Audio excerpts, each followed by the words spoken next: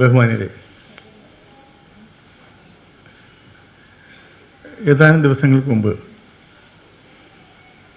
ഇവിടെ ഓഫീസിൽ ഒരു ഹയർ സെക്കൻഡറി സ്കൂളിലെ പ്രിൻസിപ്പൽ വന്നിരുന്നു. അപ്പോൾ ടീച്ചർ സംസാരിക്കുന്ന കൂട്ടത്തിൽ ഇങ്ങനെ പറഞ്ഞു, സ്കൂളിലെ അധ്യാപികമാർ സ്റ്റാഫ് റൂമിലിരുന്ന് സംസാരിക്കുന്ന ഭാഷ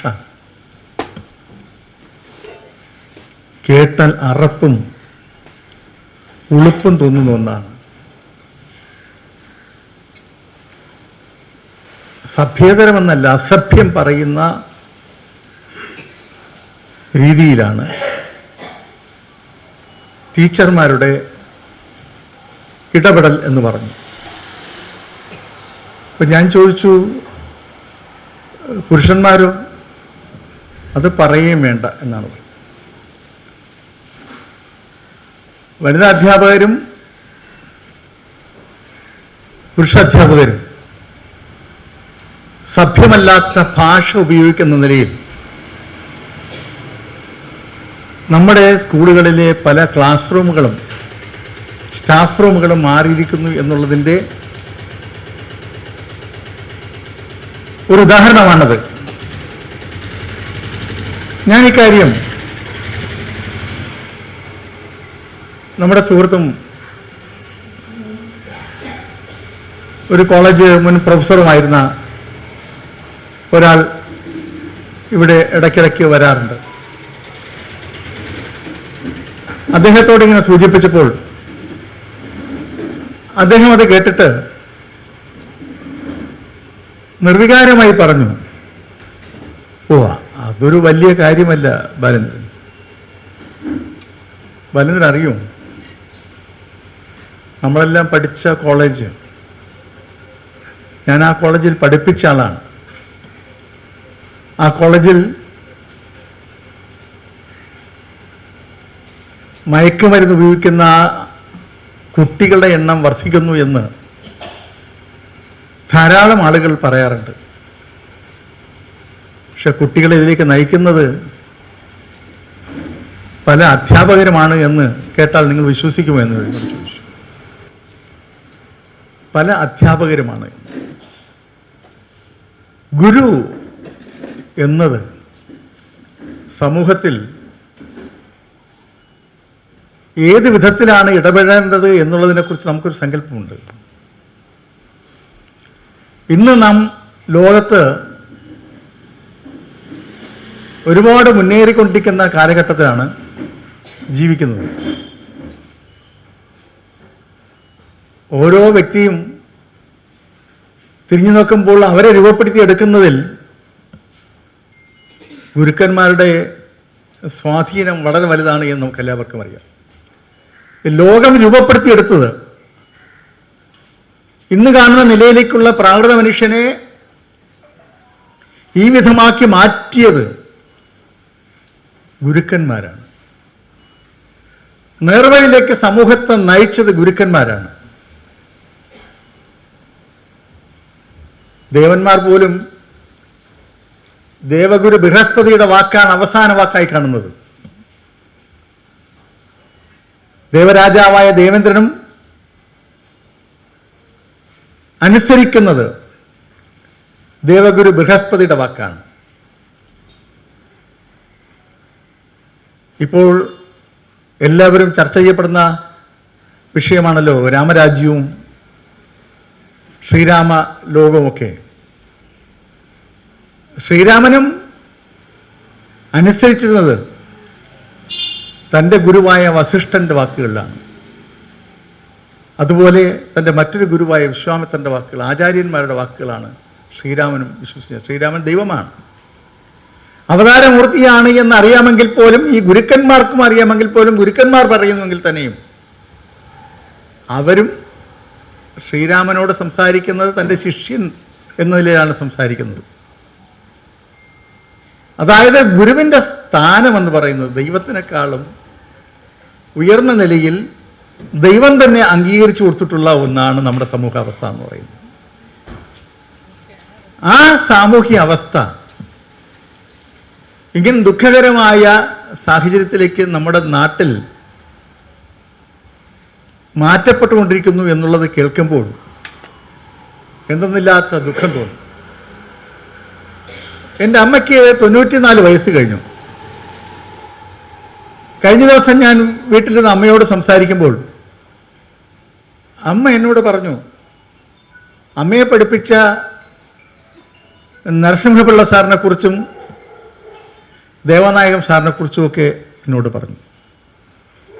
അമ്മ ആ അധ്യാപകരെ കുറിച്ച് പറയും, ഗുരുക്കന്മാരെ കുറിച്ച് പറയുമ്പോൾ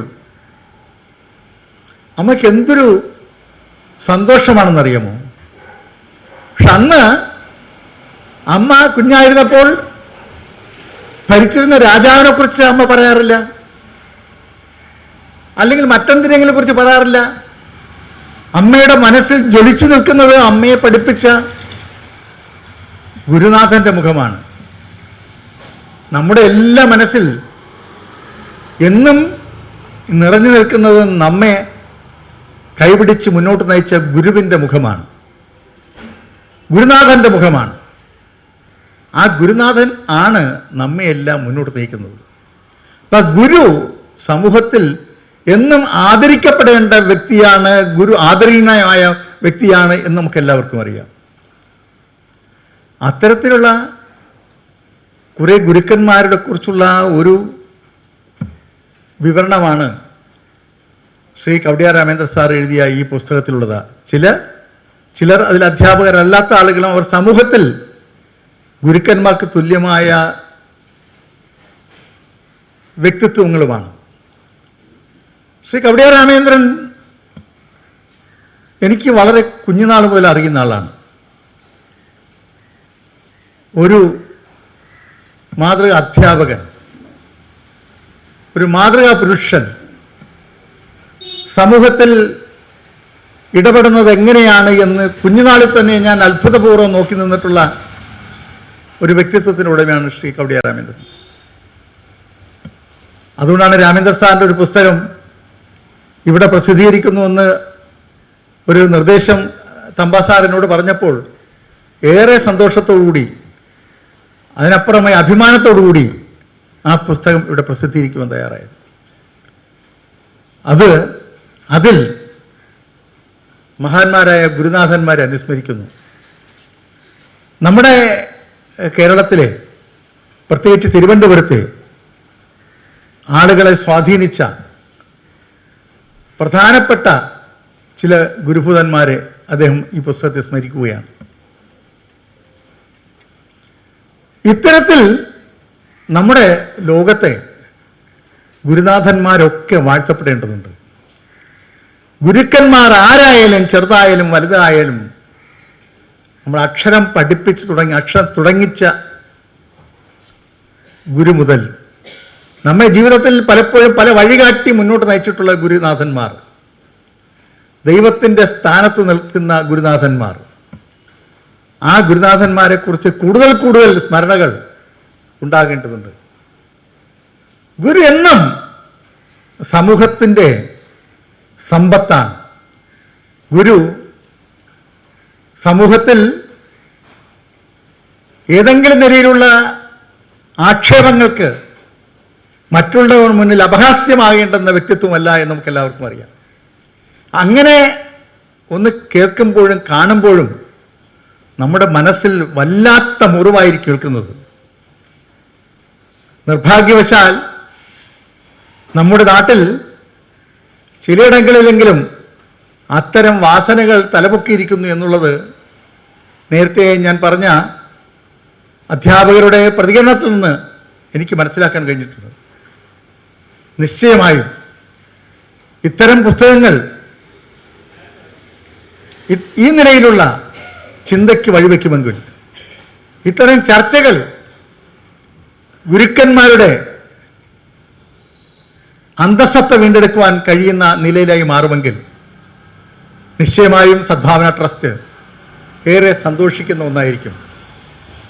നമുക്കറിയാമല്ലോ, ഞാൻ പലപ്പോഴും സംസാരിച്ചിട്ടുള്ളതുപോലെ ലോകത്തെ 1-ാം നമ്പർ രാജ്യമായി ഭാരതം കുതിക്കാൻ ആഗ്രഹിക്കുമ്പോൾ ലോകത്തെ സംസ്കാരത്തിൽ ഒന്നാം നമ്പർ ആളുകളായി ഭാരതീയർ മാറണ്ടേ?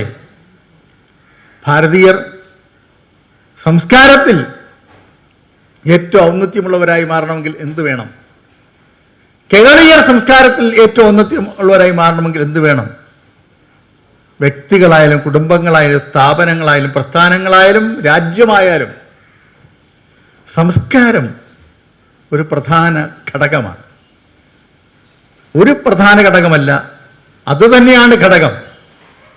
സമൂഹത്തെ മുന്നോട്ട് നയിക്കുവാൻ, സമൂഹത്തിന് വെളിച്ചം പകരുവാൻ കഴിയുന്ന നിലയിലുള്ള വ്യക്തിത്വങ്ങളായി മനുഷ്യരെ മാറ്റിയെടുക്കുവാൻ നമ്മുടെ ഗുരുനാഥന്മാരുടെ ഇടപെടൽ, അവർ തെളിക്കുന്ന വെളിച്ചം നമുക്കൊരു പുതിയ മാർഗമാണ്. അത്തരം മാർഗത്തിലൂടെ സഞ്ചരിക്കുവാനുള്ളൊരു വഴികാട്ടിയാണ് ശ്രീ രാമേന്ദ്ര സാറിൻ്റെ ഈ പുസ്തകം.